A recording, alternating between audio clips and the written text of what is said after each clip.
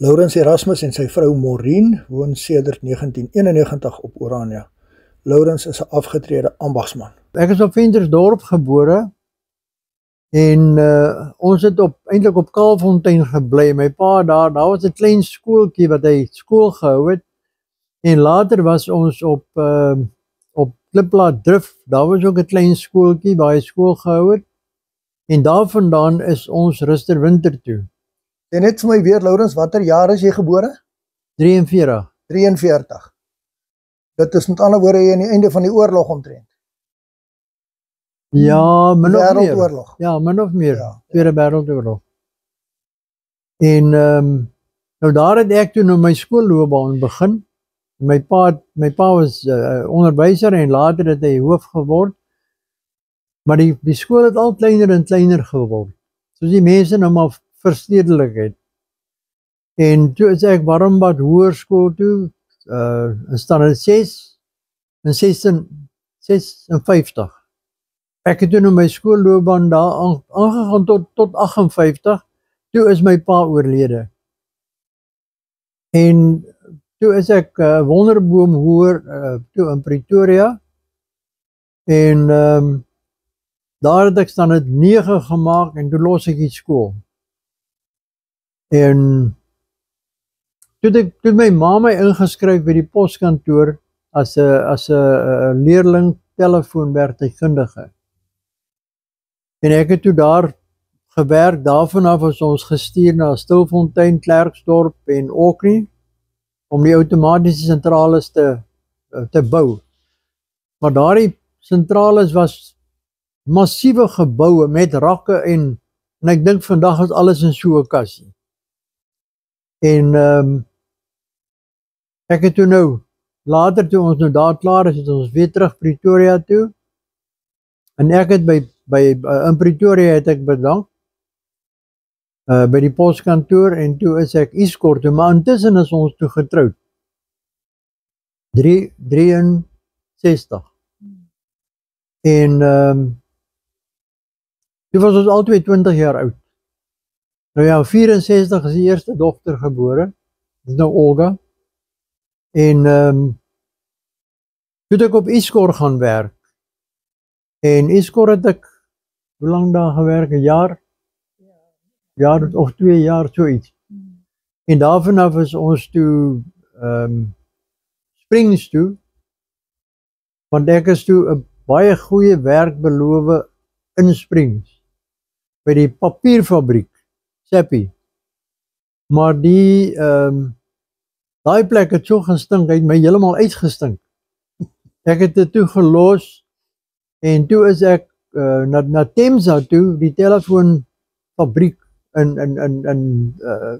in Springs. En daar het so vir 2 jaar gewerk, en ek het maar baie rondgespring, maar in al daai rondspring het ek geweldig baie ondervinding opgetel. Maar daai jare kon jy by die een deur uitstap en by die volgende deur instap en jy is seker van werk. En toe het ek toe besluit ek gaan leer vir die minimum kwalifikasies vir onderwys by die tegniese skool. Ek het toe in 1979 maar al die tyd het ek op die glasfabriek gewerk voor dit. En toe het ek nou aandklasse geloop by die tegniese college, en ek het my N3 wat die minimum kwalifikasies was, het ek toe gekry. Maar ek het nog verder gegaan. Maar toe ek het nou Afrikaans en Engels matriek geskryf, en toe ek nou daar uitstap uit die eksamenlokaal, toe besluit ek gaan nou die hoof sien van die tegniese college, tegniese skool. En ek kom toe by hom en stel homself voor, en ek sê vir hom ek kom aansoek doen vir 'n pos. En hy trek daar 'n papier uit en hy begin skryf. En hy vra vir my, ja, maar wat is jou kwalifikasies? Toe haal ek hulle uit. Ek gee vir hom. En toe sê hy baie beïndruk, maar hy sê, hoorie, wat van Afrikaans en Engels? Toe sê ek vir meneer, ek kom nou uit die eksamenlokaal uit, en ek het al 2. Hy sê, hoe seker is jy daarvan? Ek sê, ek weet. En ja, op grond daarvan het hy toe nou vir my die papier gegee en hy sê, gaan nou onderwys, maar hy seël hom binne in 'n koevert. Gaan nou onderwysdepartement toe in Pretoria, en dan gaan sien jy daai en daai kantoor, en daar het ek nou regtig van bakboord na stuurboord gegaan. Want daai plek was aan die mekaar. Dan kom ek uiteindelik by die regte plek uit, dan gee my papiere in, en seker so 10 minute, toe stap ek daar uit met 'n permanente aanstelling in 1980, 1 Januarie.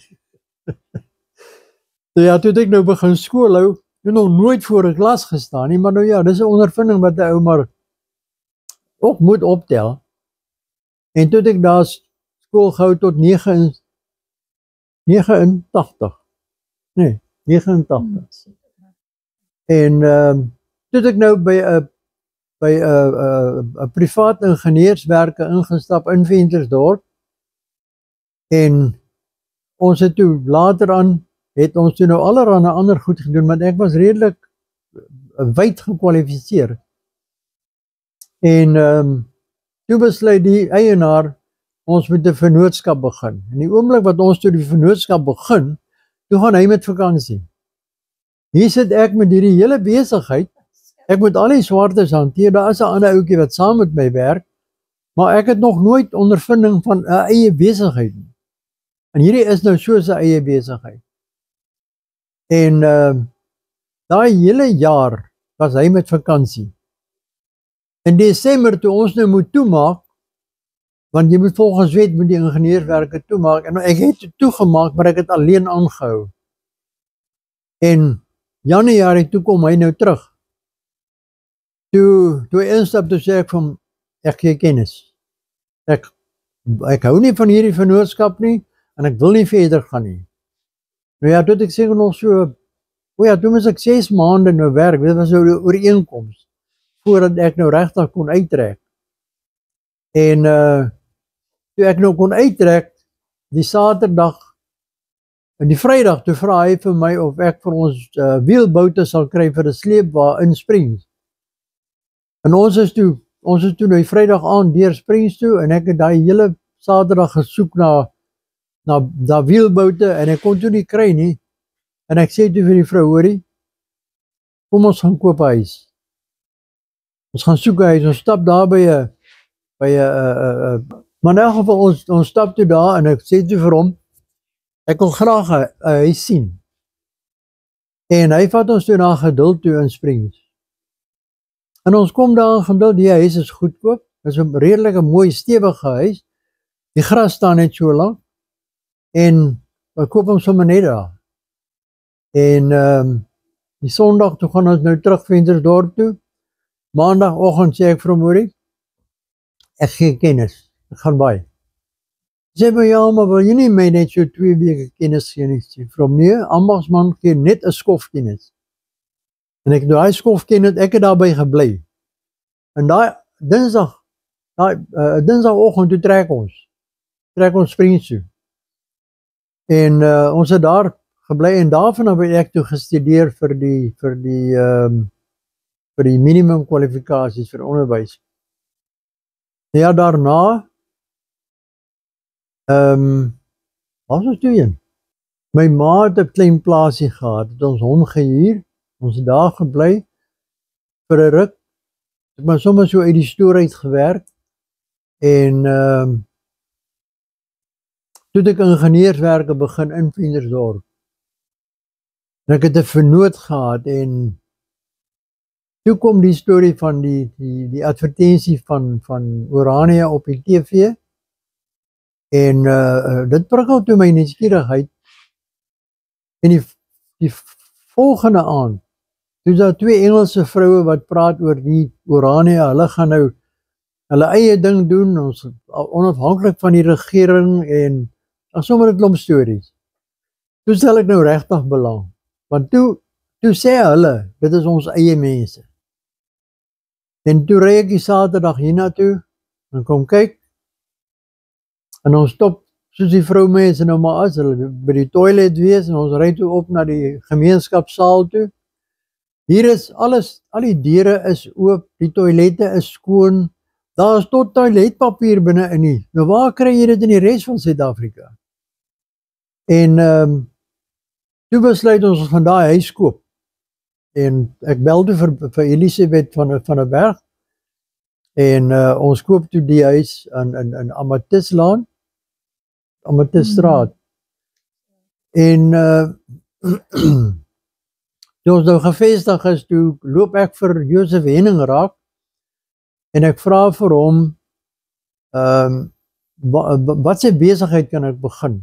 En hy vra toe, waarin stel jy belang? Ek sê vir hom wel 'n winkel.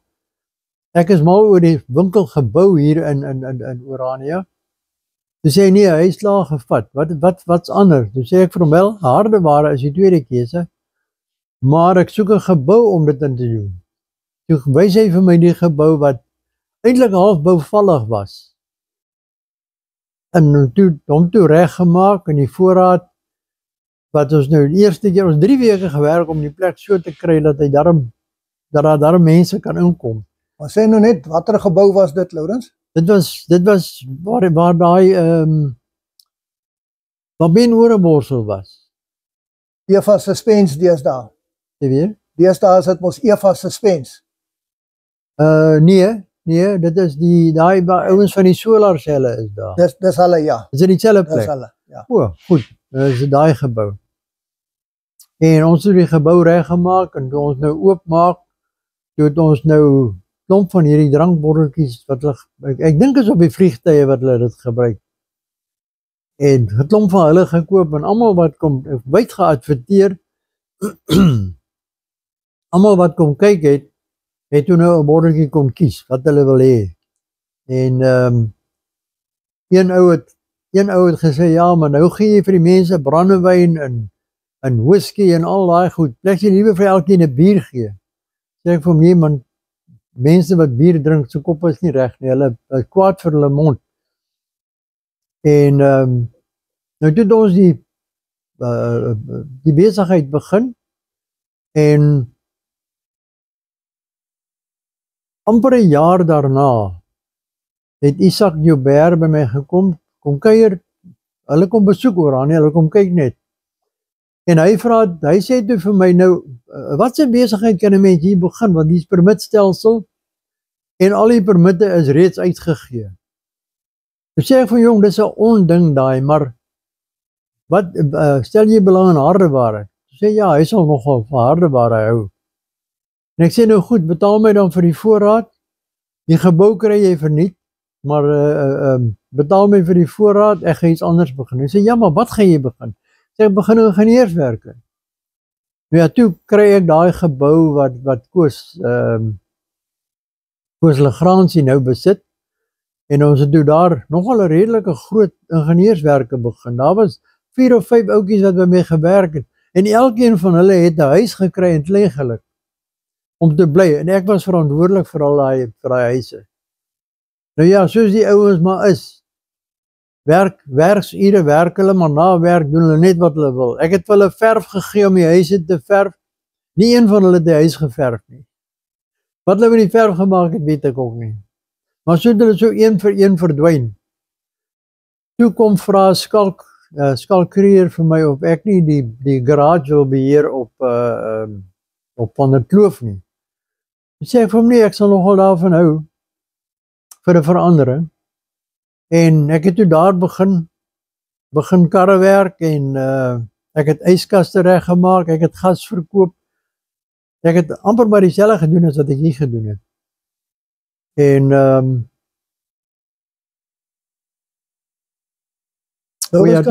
kan ek net eers vra watter jaar, wanneer het jy hier gekom 93. op Orania? Nee, wanneer het jy hier aangekom op Orania? 91.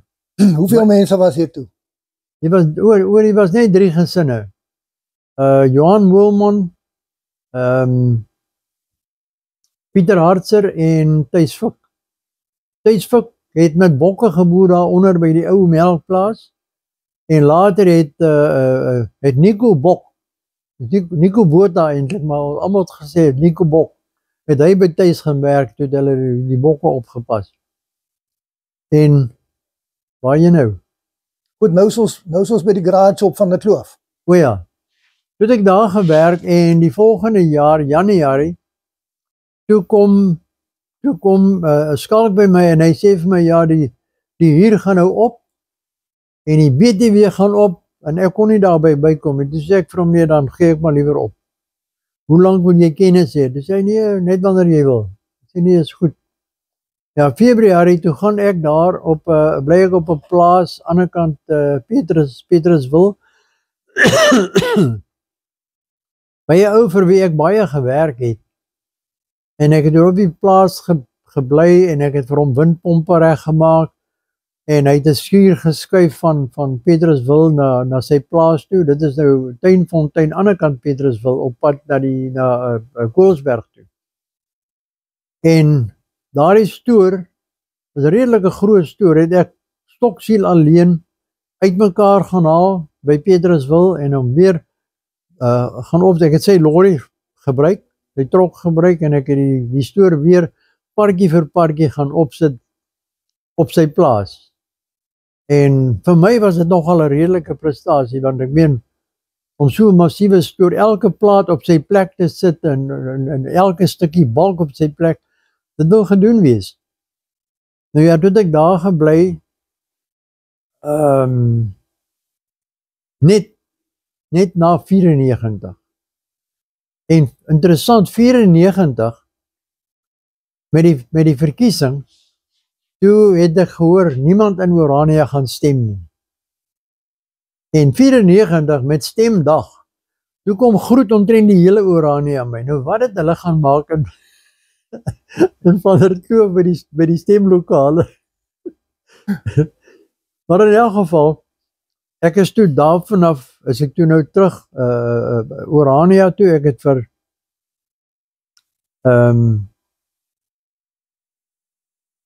Lucas Taljaard gevra of hier nie 'n stukkie grond is nie. Toe sê hy, ja, daar is 'n stukkie grond. Die ou het 'n opsie gevat op die plek. En toe hy hoor Nelson Mandela kom hier koffie drink, toe sê hy nie, hy stel nie meer belang nie. Orania dit doen, wil hy niks met hom te doen hê nie. En ek sê toe, hoor, kan ek daai plek koop? Ja, sê hy, kan hom koop. En hy koop toe daai, ek dink dit was hier by die 60 hektaar, vir, nou kan ek nie onthou, maar dit was nie baie nie. Ek wil amper sê 7000, maar ek weet nie. En toe het ek nou wat die plek gekoop en ek het my karavaan daar getrek en ek met die videokamera so gevat en reg rondom afgeneem. Daar's niks. Net veld en bossies. Jy kan nie eens Orania sien daar vanaf nie. Waar was die stukkie grond, Lourens? Vertel bietjie. Waar die Rondabel gebou is, waar hier ek nou bly. Met ander woorde. Ja. Toe het ek nou daar in die karavaan gebly en ek het in die dorp kom werk. Ek het plek daar, François Joubert, daai rooi gebou wat François Joubert is nou. Ek kan nie onthou wie se was dit toe nie, maar ek het toe daar 'n vertrek gehuur en ek het toe daar vanaf gewerk. En later het ek toe nou na die vlakte toe getrek. Ek het die plek die naam van die vlakte gegee, omdat dit nou regtig net vlakte was. Daar was nie 'n boom nie, daar is net hierdie swart en grys bosse, klein bosse, die struikies wat jy kry, die Anker Karoo en daai goede. En toe het ek vir my installasie opgesit, aan hom oorgetrek met skadu-net, en later het ek vir my 'n stoor opgesit, en toe begin ek met die Rondabel. Toe sê ek, nee, ek sal die Rondabel bou, maar ek wil net rooi klippe hê, ek wil nie swart klippe hê nie. Ons het daai klippe aangery van Vanderkloof af, hier van die boere af, oral. Ek het so 3 ton Dyna trokkie gehad, het met hom aangery, partykeer soms met die Land Rover, bakkie, en al die klippe aangery, al ons materiaal, boumateriaal, en toe het ek begin bou. En toe die Rondabel nou gebou was, ek het hom so uitgewerk dat hy 12 pale het wat die dak op gaan staan. Die pale het van die grond af opgegaan tot bo kan die boonste vloer se vlak, bo kan die vensters. En Ek het toe nou gebou tot waar ek nou, tot by vensterbank hoogte. Toe het ek vensters ingesit en balke ingesit van die pale af na die nok toe. Want dit was nou rondawel. Almal gaan na dieselfde plek toe. En daar het ek amper 'n groot ongeluk gehad. Ek het die pale almal ingesit, maar hulle was nie almal die regte lengte nie. Maar ek het hulle eers opgesit, gate geboor en boute ingesit, en toe is daar nou van die pale wat nou op ys staan bo kan die ander. Toe klim ek daar op, daar's nie 'n vloer onder nie, daar is latte, maar daar's nog geen planke nie. Ek het daar twee steierplanke opgesit en my leer daar opgesit tot bo teen die paal en ek het die kettingsaag aan die gang gekry en ek het met hom so idle dit ek opgeklim in die leer en toe gaan saag ek daai houte af. Maar een van hulle het dit vasgehaak en hy het seker my hare net met millimeters gemis, die lem. En gelukkig was dit die laaste een. Toe klim ek af, ek bewe soos 'n riet. Want ek dink wat kon gebeur het. As hy bietjie laer was, het my kop middel gesny. Maar nou ja, dit is in die vloer. Toe het my skoonseun my gehelp om die dak op te sit, wat 'n grasdak. Ek het eers Johannesburg toe gery en daar by 'n plek het ek dekriet gekry, Kaapse dekriet. En dit aangery met die ou trokkie en ek het my skoonseun gevra en hy het my kom help. Daai hele dag, eerste keer wat ek in my lewe 'n grasdak dek, maar hy het baie mooi uitgekom. En later aan die mense wat nou die plek gehad het, na ek hom verkoop het, het toe nou die grasdak afgehaal en hulle toe nou, ek dink dit is 'n sinkdak wat daar op is.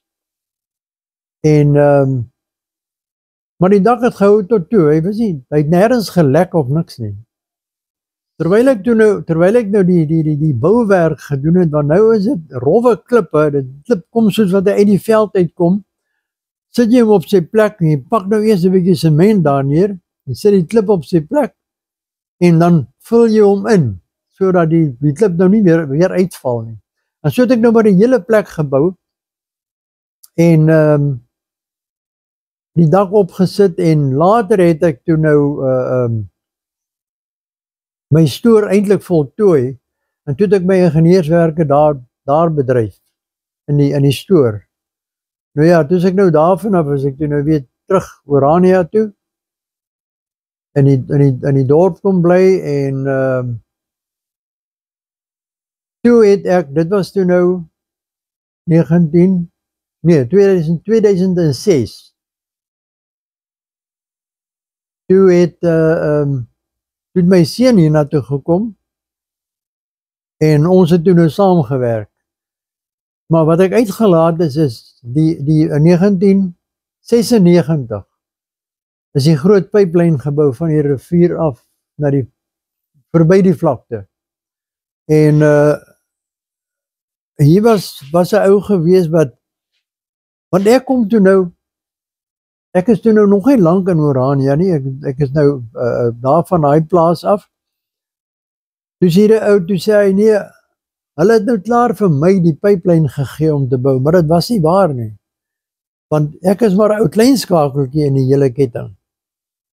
En wat ek wel gedoen het, ek het al die buigstukke en T-stukke en al die snaakse hoeke en sulke goed, was my werk. Ek moes hulle sny en opbou en op hulle plekke gaan neersit.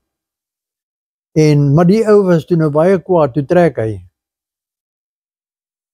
Ek gaan nie vir sy naam sê nie, maar hy was baie bitter, omdat ek nou kon sê die werk gekry het. Maar ek het toe nie die werk gekry nie. Ek meen, Frik Steenberg en Nick Pieters se seun het eintlik die swyswerk gedoen, hulle die pyp gelas, oral. Behalwe nou die buigstukke en daai goed wat ek nou self moes insit. Nou ja, toe is die pyplyn klaar. Ja, toe het ek nou weer kom werk hier in hierdie ander sinkstoor, langs Koos se stoor. En daarvan het my seun my kom help en ons het aangegaan. Ek het later die besigheid vir hom gegee dat hy self aangaan. Toe werk ek nou vir hom. En hy het baie goed aangegaan.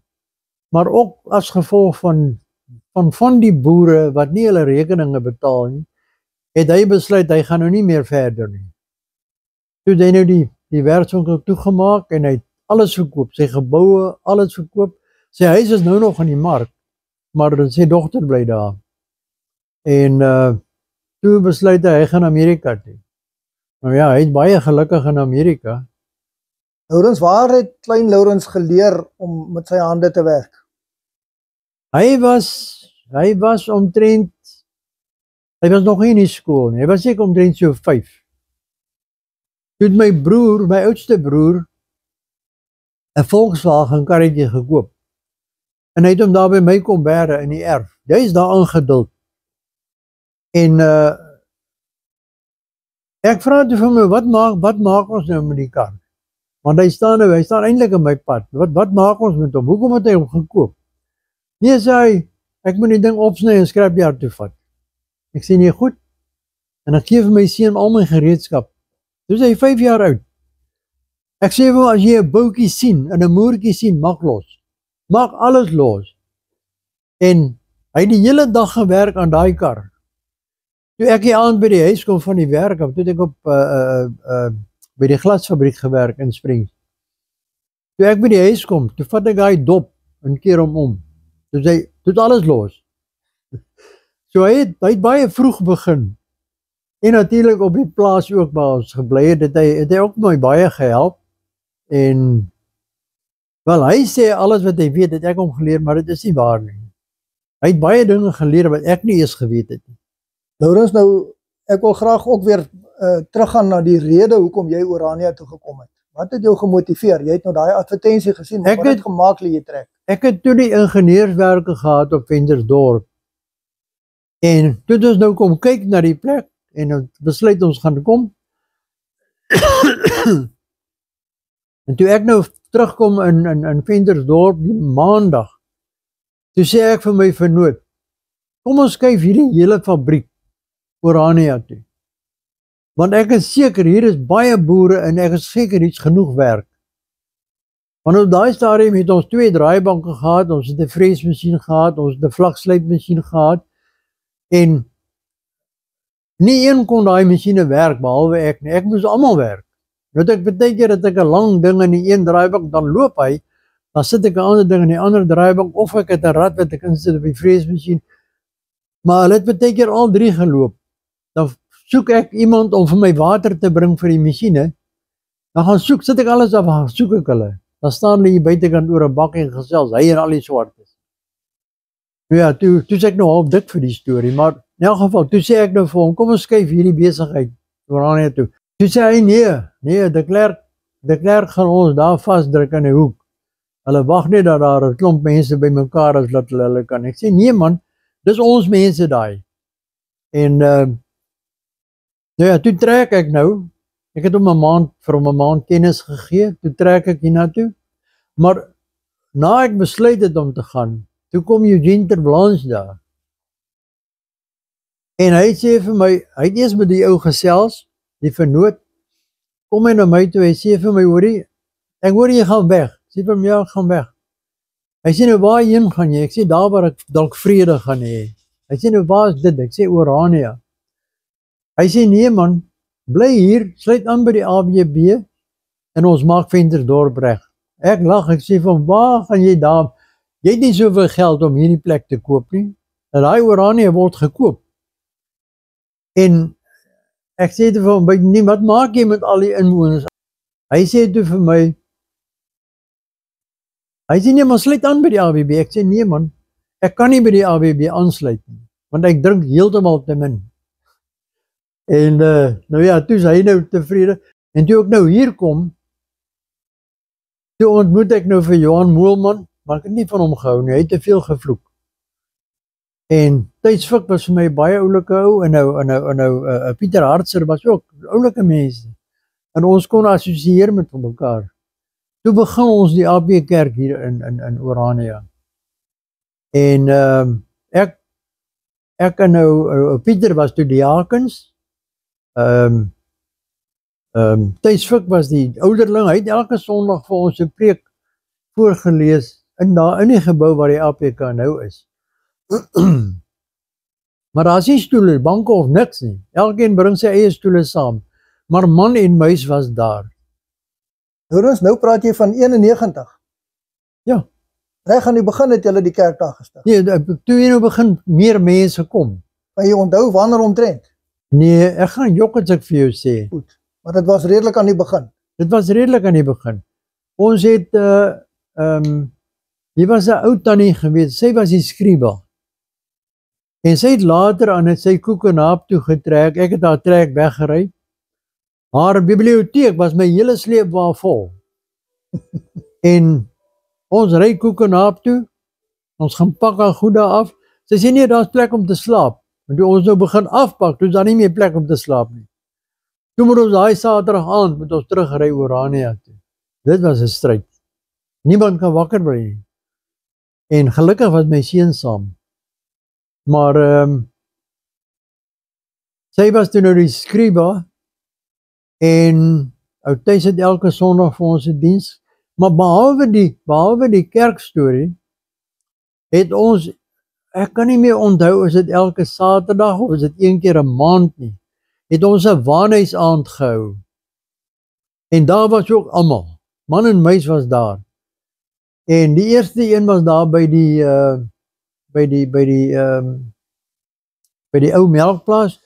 Toe was Thys nie meer daar nie. Thys het toe begin werk by een of ander ouens wat boute en moere en goed verkoop. Daar het hy ook toe 'n ongeluk gehad en hy het in 'n rolstoel beland. Maar toe het Nick Pieters het toe nou daai plek gekoop.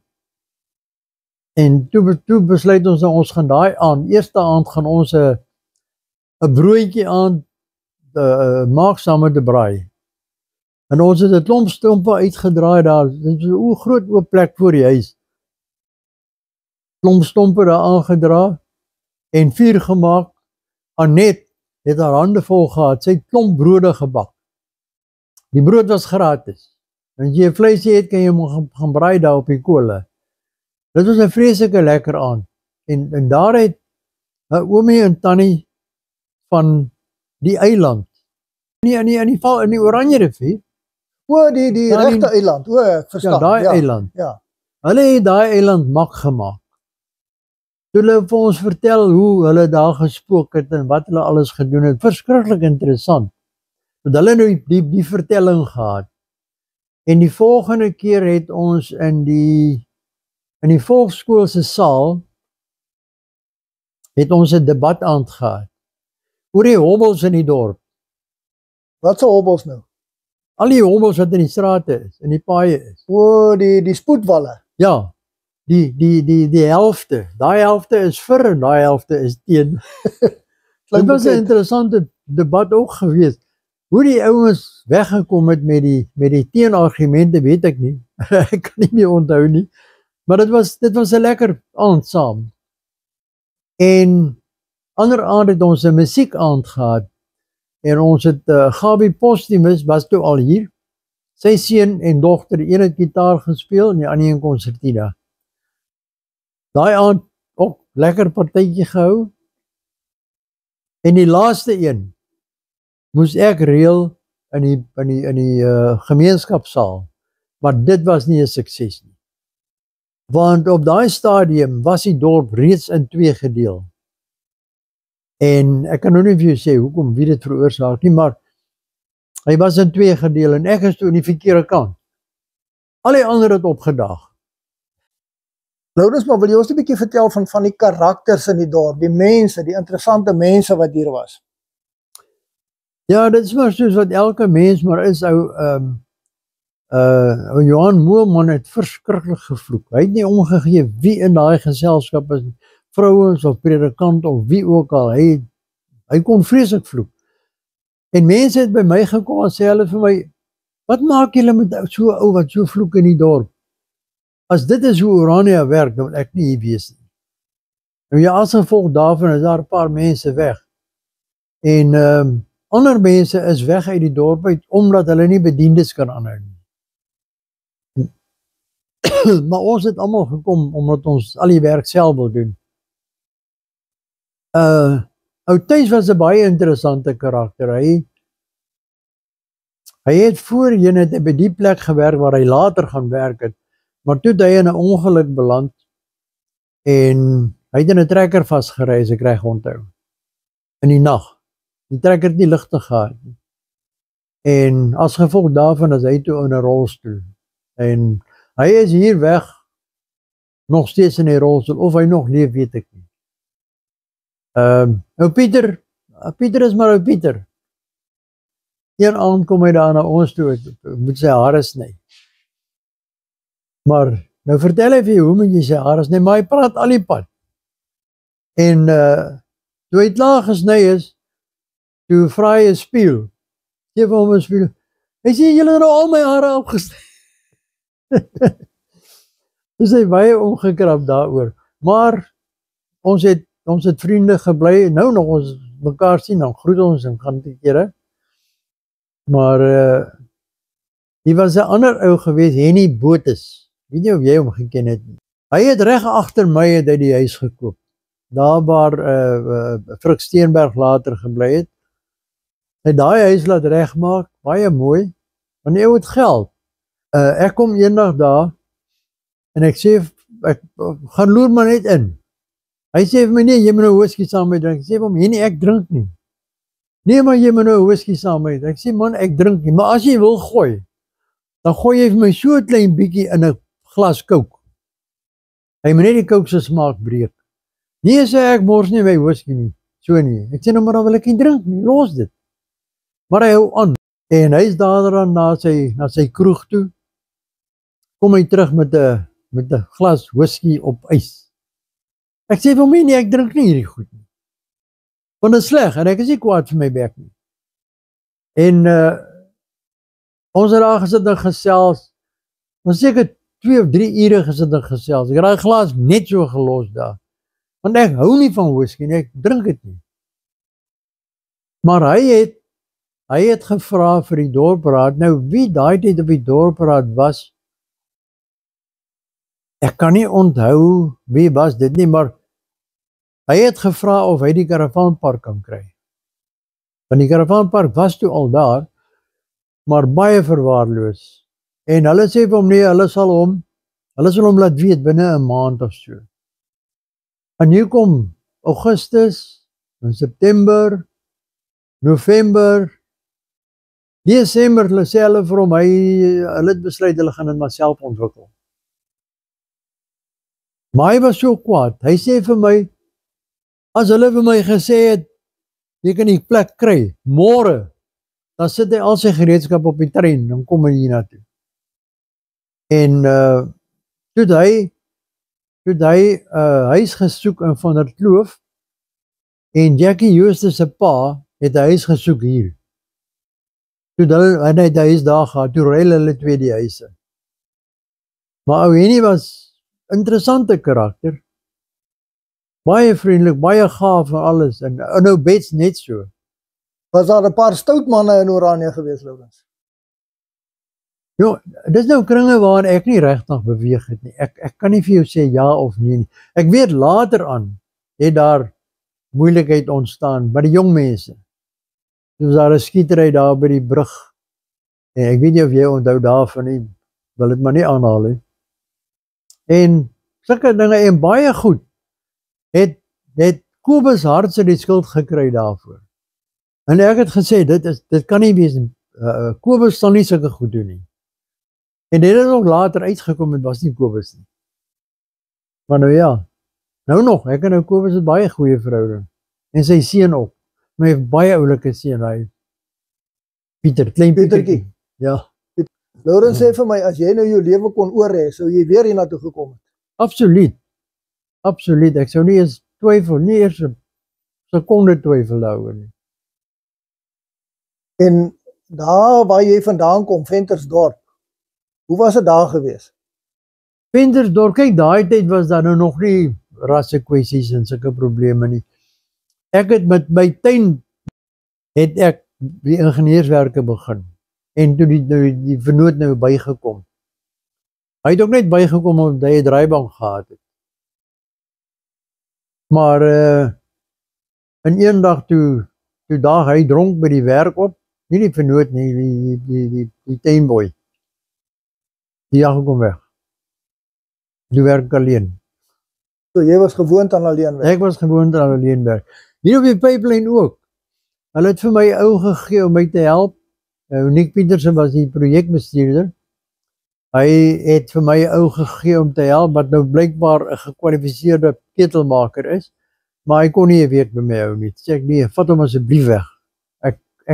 Ek wil werk op die regte manier. Ek wil nie so werk nie. En toe hulle hom weggevat, toe het ek weet nie of jy vir Jan Dam onthou nie. Jan de Beer. Hy het daai dam daar by die hospitaal moes hy hoër bou. Hy was veronderstel om hoër te bou. En as gevolg daarvan, hy het ook nie klaar gemaak nie. Toe sy naam Jan Dam. Maar sy seun het toe by my begin werk. Maar 'n jaar later aan toe sê ek vir hom nee, ek dink ek gaan beter klaar kom alleen. Ja, toe het ek alleen gewerk, al die swaar pype, goed, ek het 'n klein kraantjie agter op my trokkie gesit. Dat ek al die goed mee gelaai het en afgelaai het. Lourens, wat is Suid-Afrika se grootste moeilikheid nou? Julius Malema. Daar is maar net een manier. Ek sien hulle beweeg daarom nou in die regte rigting. En ek hoop hulle doen wat ek dink hulle doen. Ja, maar gelukkig het jy nou nie sulke moeilikheid hier nie, né? Nee. En ek is elke dag dankbaar daarvoor. Ons kan nie genoeg dankbaar sê. Dankie sê vir daai verlies nie. Dis goed gestel. Ek het vreeslik min te doen gehad met die dorp. Nou behalwe die spoedwalle, watter ander groot moeilikheid het die mense oorgekla hierso? Behalwe die spoedwalle. Die hobbels of die hobbels in die pad. O ja. Het hulle oor ander goed gekla in die Nee, daar was nie. Die mense hier was nogal baie regtig eensgesind geweest. Dit was ek dink die ouens wat daai die spoedwalle moes afkraak, het 'n swartheid gehad. Hulle moes baie diep dink. Want die goed is mos nou daar. Nee, al wat ek teen hulle het is dat hulle party van hulle baie goed weggesteek. Ja, jy kom te laat agter. Ja, daar by die verwoerd gedenkmuur of gedenkmuseum, daar is 'n kareeboom wat op die sypaadjie staan. En hy gooi 'n skaduwee oor daai spoedwal. Jy sien hom nie raak nie. Dis waar ek stem saam met jou. Ja, maar so terloops, gepraat van die verwoerd museum. Daai letters wat daar op die muur staan, het ek met 'n tuisgemaakte bandsaag uitgesaag. Kyk nou net. Jo, watter ander landmerke behalwe die pipeline is hier in Oranje? Goed, die Witkruis daarbo, maar niemand weet daarvan nie. Nou weet ons. Ja, ek het dit was net nadat hulle daai klomp kruise daar in Noord-Transvaal eers gesit het. Toe gaan ek na Kobus toe, hy was toe die dorpsbestuurder. En sê vir hom, Kobus, ek gaan 'n kruis maak op my eie koste. Ek vra jou niks. Ek wil net vir jou sê en ek gaan hom daar opsit waar jy hom van al die rigtings af kan sien. En ek en nou Jan Orenborsel, hy het toe by my gewerk. Ons het toe die ding gebou en hom vol weerkaatsers gesit. En daar gaan begrawe tussen die klippe en konkreet gegooi en die kruis daar opgesit. En Kobus was nie baie beïndruk dat ek dit daar opsit nie. Ek dink hy was 'n bietjie bang vir die politiek. Maar ek het maar net deurgedruk en hom opgesit. En dan natuurlik hierdie kappies op die vensters. Tannie Annetjie Boshoff het vir my gevra of ek nie vir haar so 'n ding kan koop wat sy kan opsit bokant daar vensters nie. Toe gaan sit ek by die huis en ek dink maar ek kan maar so iets maak. Toe ek nou hierdie ding ontwerp. Ek het al die skadu net se stukwerk ek self gedoen. En hulle gaan opsit en sê was doodtevrede. Want in die winter kan jy hom opslaan. En in die somer hang hy natuurlik af. Is daar nog landmerke, Lourens? Nee, wat ek van weet nie. Ander goed is weggesteek. Die? Die ander goeders is weggesteek. Sien hulle nie so maklik nie. Ja, vir al die flops. Ja. Vertel my 'n bietjie van jou harde ware van die begin af. Ja, dit was nogal 'n besluit gewees om die harde ware te begin, want waarmee begin jy? Ek het toe gaan kyk en ek sien maar al die huise het buitekrane en ek dink toe, en is meestal is dit 3/4, wel is maar net 3/4 en half duim, en ek besluit toe ek gaan die wassers vir daai krane gaan ek aanhou en ek gaan die dingetjie wat aan die kraan vasskroef by die tenslang aankom, ek gaan van hulle aanhou en badproppe en wasbakproppe, want nie een huis het wasbakproppe of badproppe nie. En dit was my eerste voorraad. Toe ek later begin om verf aan te hou en ek het 'n ou het by my gekom, toe sê hy vir my, hoorie, daar's 'n ou in Kimberley, Chris Lou. Sy plek se naam is New Lou. Ek moet met hom gaan gesels. Hy is 'n regte Afrikaner. En ek gaan toe sien toe en ek gaan soek hom op. En ek sê vir hom, vertel hom my storie. Ek sê vir hom, ek het die hardeware hier. Maar kan hy vir my 'n prys gee op verf? Want dit sal meestal maar 5 liters. En hy sê toe ja, hy sal vir my 'n prys gee. Wat van kosprys plus 10? Ek sê hom, dit klink vir my baie goed. En ek het toe nou 'n paar rand en ek pak daai lorry se bak amper halfpad vol verf. En nou ja, toe ek nou rakke nodig, en toe maak ek nou die rakke en sit die verf op die rakke. Toe jy nou die enigste hardeware hierso, né? Ja, toe was dit die enigste. Dit was verlang die enigste. Ja. Ja, Isak het by my oorgevat en toe het hy toegemaak. Hy het moeg geword vir Orania. Toe gaan hy Middelburg in die Kaap. Hy is nou nog daar, dink ek. En toe die plek toegestaan, toe kom die ou is nou al dood. Die vrou wat hier agtergebly het, Ja, hy is so miskielik. Gert iemand. Wie? Gert iemand. Gert. Ja, Gert. In elk geval, toe begin hy weer voor. En ek dink toe jy by hom oorgevat. Ja, Johan Olivier. Johan Olivier het oorgevat. Die videokamera, ek het ene gesoek. Toe is hier iemand in Orania wat blykbaar Japan toe gaan. En toe vra ek vir hulle moes my kyk of mense daar 'n goedkoper ene kan kry wat beter is as die wat jy hier kry. Nou toe bring hulle vir my een en toe hier kom, toe sê amper R1000 meer as wat dieselfde ding hier is. My aarde. Toe ek het nou nie baie gebaat nie. Vertel 'n bietjie van hom Jan Pool byvoorbeeld. O ja, Piet Pool. Of Piet Pool, ja. Piet Pool het die hele Kleingelig skoongemaak. Die dorpraad het nou nog daai ou trekkertjie, daai 135. Wat hy daai trekkertjie, dan trek hy hom daar, dan breek hy die heininge af. Dan lê hulle so plat op die pad. En dan pak hy al die blikke en al die karrommel en gemors pak hy bo op die draad. En dan ry hy met daai vrag, sleep hy pad langs, nou die asgade se pad was daar waar die op die draai daarbo. Ja. Op die sementpad. Daar's maar so 'n paadjie gewees hier aan die regterkant. Jy het met daai paadjie die asgate toe gery. Dan trek hy, sleep hy die draad met die trekker af daarna toe. Dan kom hy weer terug, breek die volgende draad en so het hy die dorp skoon gemaak. Maar hy het nooit skoene gedra nie. In hierdie dubbeltjies. Eendag sit ek en sy daar in die huis en hier klop iemand. Maak oop. En die ou groet my. En ek sê vir die ou jong, jy lyk bekend, maar ek weet nie wie jy nie.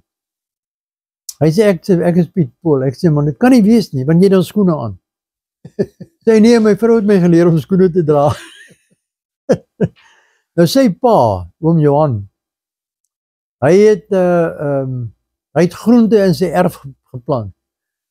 Ek weet nou nie presies wat, dit is 'n hoekerf, maar sy hele erf agter was groentetuin. Hy het baie mense voorsien van groente.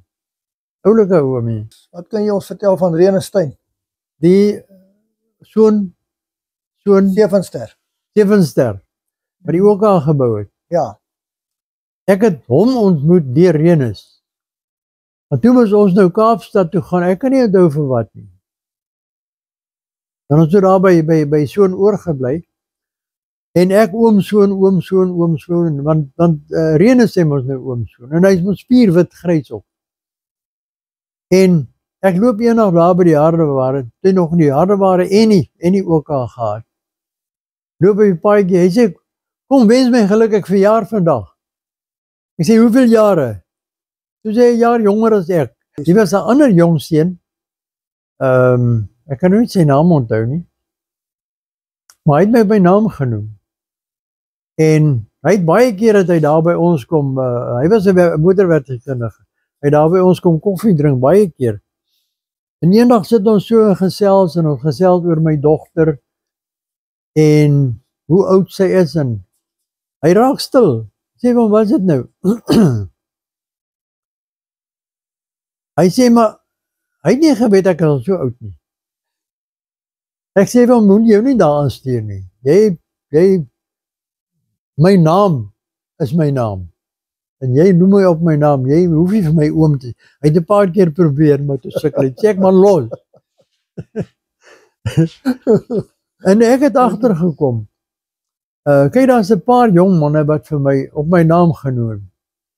En eendag toe kom die ou en hy sê vir my oom.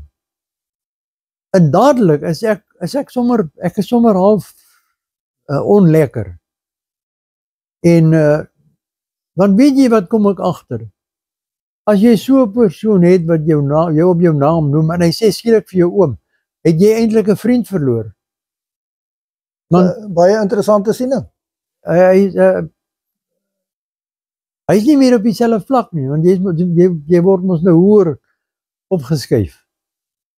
En ek het vir hom gesê, man, asseblief, noem my op my naam, ek is heel tevrede daarmee. Toe sê hy nee, daar is 'n groot verskil. Lourens, wat was vir jou die lekkerste ding op Orania in al jou tyd? Die lekkerste op Orania? Dit was seker maar daai waanhuisaande wat ons gehou het. Want daar het jy kontak met almal in die dorp. Ja. Want almal is bly om daar te wees en almal geniet dit en dit was lekker. En eendag toe daar nou mense hier wat kom by huis kom soek en hy vat hulle die hele dorp vol en hulle sê toe nee, die huise is te duur, hulle kan nie daarby kom nie. Toe sê hy, wat van klein geluk? Toe sê hy vir hulle, nee, dis agterlike mense wat daar bly. Jy gaan nooit daar aanpas. Ek was so kwaad, ek sê vir hom, waar die duiwel kom jy daar aan? Dis jou mense. As hulle agterlik is, dan is jy ook agterlik. Maar ek was 'n rukkie betrokke by die skool. Maar vertel. Ek het, hier was 'n paar ouens, Stefan Human, François van Henk,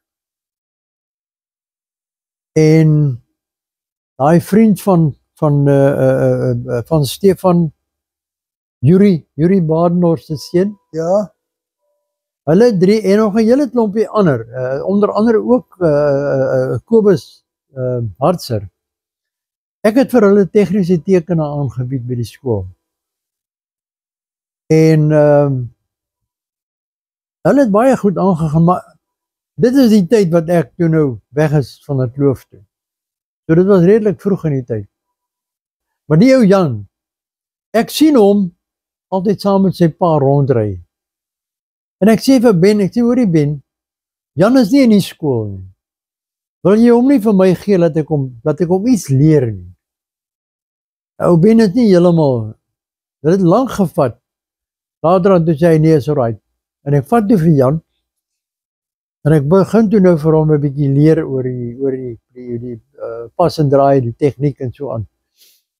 En ek sê eendag vir hom, ek sê, hoorie, ek wil hê jy moet eksamen skryf.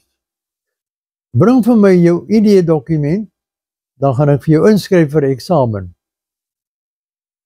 Ek kom die volgende dag, ek sê, waar is jou ID? Nie sê hy, sê maar wil nie. Ek bel sê maar, hoekom wil jy nou Jan terughou? Jan het potensiaal. Hy is meganies aangelê, en ek dink hy sal goed doen in die tegniese kollege.